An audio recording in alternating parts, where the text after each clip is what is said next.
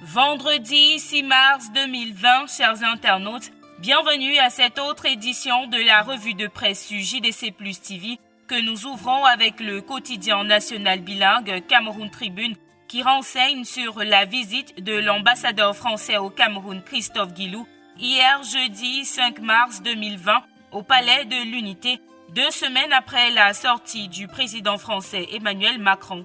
Le journal titre Cameroun-France, on garde le contact. D'après le journal de Marie-Claire Nana, la situation socio-politique au Cameroun au lendemain du double scrutin du 9 février dernier, les échanges bilatéraux et le sommet Afrique-France prévu à Bordeaux en France en juin prochain étaient au cœur de l'audience accordée par le président de la République, Paul Biya, à Christophe Guilou.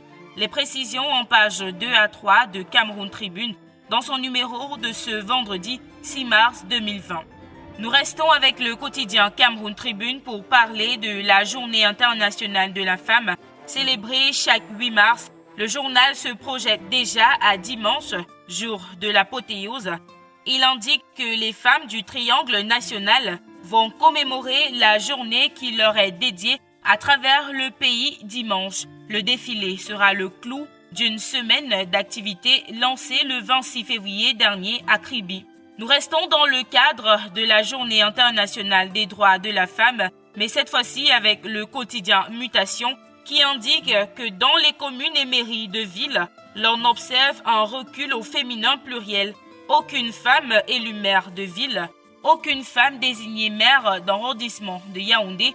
Pour le quotidien Mutation, l'approche genre s'essouffle à la veille de la célébration de cette journée dédiée aux femmes.